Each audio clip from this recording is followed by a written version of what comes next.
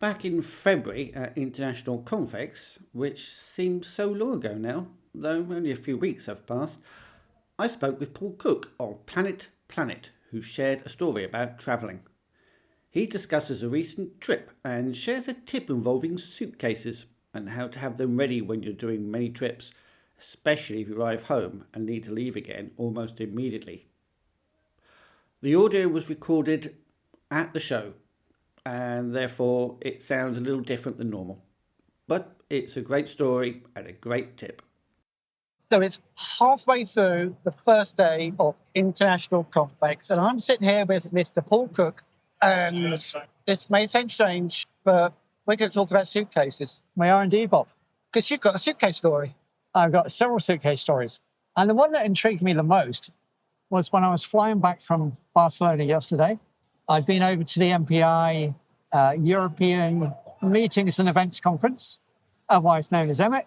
And what happened was on this flight, people decided that they were going to pay for their luggage, which is fine, to be able to take in a bag and also have an underseat bag. That was the deal. If you paid more money, that's basically what you got.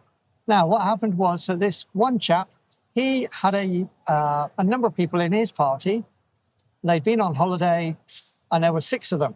And they each had a suitcase that was going to be loaded into the overhead lockers. And that sounds fine until he couldn't get any space at the front of the airplane. So the only way he could stow all of these bags was by putting them further on down the flight. So about halfway along was basically what he was able to do. And the stewardesses, they said, yeah, that's no problem. They were very helpful. He put all the stuff up, and that was great. And we all got off. Everybody put their stuff where they needed to. A little bit of moving around as happens. But at the end of the flight, what happened, Bob, was that they decided to let people go row by row, or so many rows so that it wasn't going to be a big mess up, so that everybody wasn't clamoring for their bags at the same time. But what happened was when these guys got called up, they held everybody up, because when they came to find their suitcases, which this guy had stowed, they couldn't recognize which was which. And they all looked, they were black, and they were like very similar models. Now, is this my suitcase? I don't know. Is that my one or not? And it was just hysterical because one set of 6 people were holding the whole flight up of getting off. And you could feel people behind you kind of going, what's going on here? And I just wonder if we've now got to a situation where when you're traveling, that even if you do pay to have space and you think it's going to be above you, you don't get it for whatever reason. Now, whether that's because despite there being a suitcase policy, it gets ignored by some passengers, or maybe it's something else. Maybe there are too many people now buying the extra space, which actually isn't available because the cabin hasn't got any bigger. It just struck me. Oh, there's questions. Like, why on earth didn't they label or uniquely identify their suitcases? Also, if you're allowing people to buy extra space to put their luggage inside the cabin, and you do that to everybody, is, as you said, it's not a case of all of a sudden we thought it's not an extra dimension that you can start putting things into. No. It's still a limited, finite space. Yeah, absolutely. And I think, the first point to answer that was, they all could have said, right, let's put a little pink or an orange tag or something on the suitcase or a strap around it. Any colour would have helped differentiate the case rather than it's black and they're all square and they all look the same. Because, it's a bit of madness. And, why wouldn't you do that? I don't understand why you wouldn't do it, because I would hate to get off a flight and pick up somebody else's case, because that's going to serve no good purpose for me whatsoever.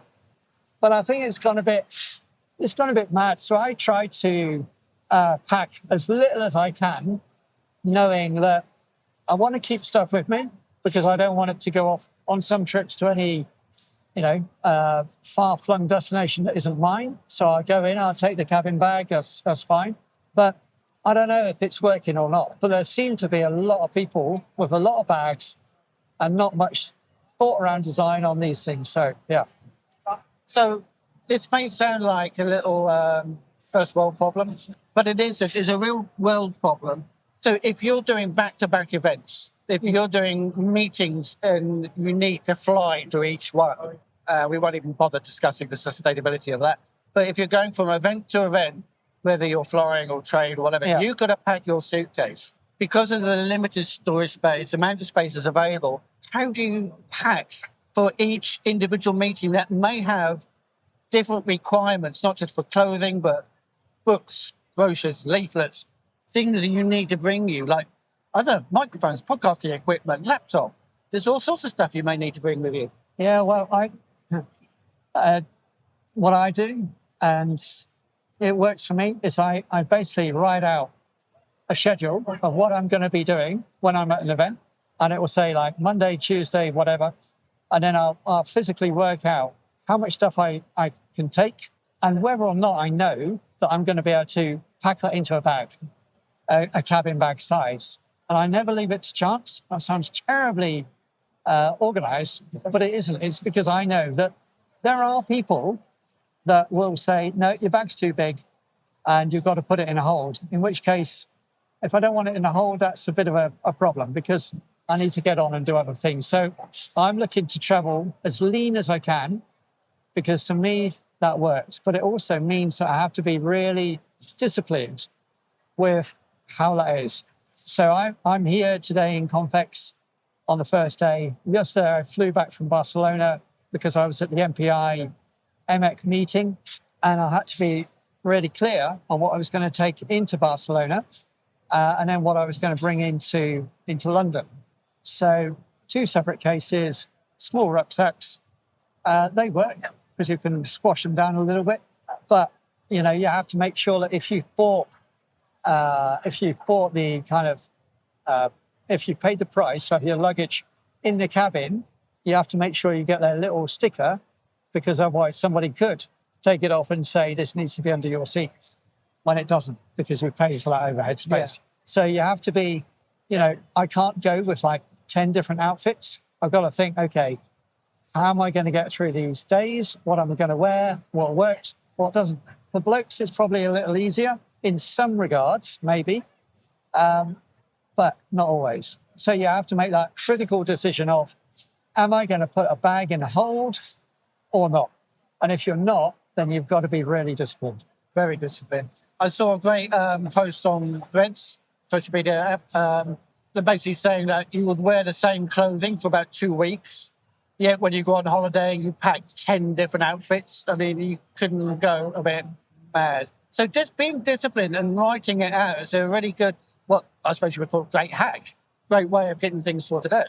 Yeah, I do. After the number of trips over the years, I've now got this kind of routine where I will do the days and I'll put, okay, all the stuff, like if I'm taking a laptop, if I'm taking an iPad, the charger, the adapter, because obviously you need your travel adapter and I've got hundreds at home and I always forget and I buy one at the airport every single time. It bores the crap out of me. But yeah, you do. So I kind of got a list that says, right, this is work clothes, this is kit, and that will be all of the recording equipment. And then the other stuff will be all the documentation. And that will be, okay, where's my hotel? Where are my tickets? Where's the passport? All of those things. But I also, one of my little hacks is to actually take the name of the hotel that I'm staying at and make it big, print it out on a piece of paper. And then if I'm getting a cab, I've got something really easy to show that it's not my handwriting because they probably wouldn't be able to read it, but it's clear, right? This is it. And I make the font size bigger. So the taxi driver knows exactly where to go, because even if you feel that people know a hotel, they may not, but they will recognize the road that you need to go on. So that has become incredibly useful. And I did that because years ago I was asking to get to the W Hotel in Barcelona, and I thought that would be dead easy for a cab driver to get there. But well, a W, how difficult can it be? It took me 3 drivers before I got one that would accept me to actually take me to where the W hotel was. So now I always put the addresses down. That's my big tip of the day. That's a weird thing to happen for them to sort of decide they don't know a place that they all know. No. Yeah. So, yeah. But another good tip is actually, if you've got the ability to print out your own labels and your own tickets, actually put them in a larger font, because it gives you a chance to see it at a distance. It does, absolutely. Not simply so everybody can read it, but if it's on a conveyor belt making its way web, you'll see it in advance. You can read it. You go, oh, that's mine. Yeah, absolutely. So, yeah, I think, the leaner you can be when it comes to packing, the better. And I also take the stuff that I know needs to stay with me, so that if I got to the other end and I had a bag in the hold that hadn't made it, I'm still okay to at least get to where I need to go without any issues. So I will never pack things like some people pack passports and wallets in their bags. It's like, okay, why are you putting it in the hold? Makes no sense. So, yeah, those are the kind of little things that I do. I mean, one of the benefits of modern technology is the fact that you can use your phone for most of it, respond to emails, dealing with your social networks. You've got things like Google Docs, so you can read important documents or rehearse something if you've got to do a presentation. Yeah. And most you might just need your tablet. The tablet will be fine. It's just like a large version of a phone. But you don't need to take your laptop with you. No. You don't necessarily need that. So anything that makes your trip lighter. Yeah, that's right. So on this trip for MPI, I basically had a laptop because I was doing live reporting there. So I was typing stuff up. I didn't take the iPad because it would have been redundant. And I didn't take a recording device either, because I knew that if I needed to, I could just get the mobile phone out and record somebody that way. So I think it's about thinking why you are going with so much kit. So we're here today with MMG, and they're recording us on it's kind of like out of your rucksack styling. So we're not in a studio.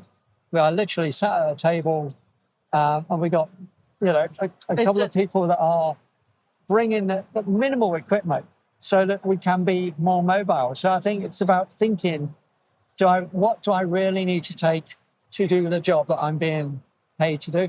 And not only that, the more stuff you bring with you, you've got to worry about. If you're bringing multiple bags, you've got to keep track of multiple bags. Multiple bags, yeah, absolutely. And how easy is it to become distracted at airports, in venues, when you meet somebody and think, oh, yeah, go up to them, shake their hand, give them a hug. And then whilst you're not looking at that, something might have disappeared inadvertently. So, yeah, there's a lot to be said for keeping your suitcase, not in a way that the man on the plane at the start of the journey had, which was no idea where to go next, but to be minimal and make sure it's identifiable. Yeah, because the last thing you want to do is speak at a conference, but you're totally distracted by the fact that one of your bags has gone missing. Absolutely right. So that's our little suitcase saga, Bob. Fabulous. Yeah, suitcase sagas. If anybody's got any good suitcase sagas, don't forget to share them. Thanks to Paul Cook for his time. And as mentioned, if you have a travel tip or story you would like to share, then head over to the community section on Event Planning News Journal. If you've enjoyed this episode, then please share it with friends and colleagues, and don't forget to subscribe so you'll be notified of new episodes. A huge thank you to our partners, Vivid Ink and Eventflow, and you can find out more about them on EPN Journal. Links in the show notes. Thanks also to MMG for recording this episode. And you can show your support by liking, subscribing, and by leaving a comment. Thanks so much for listening.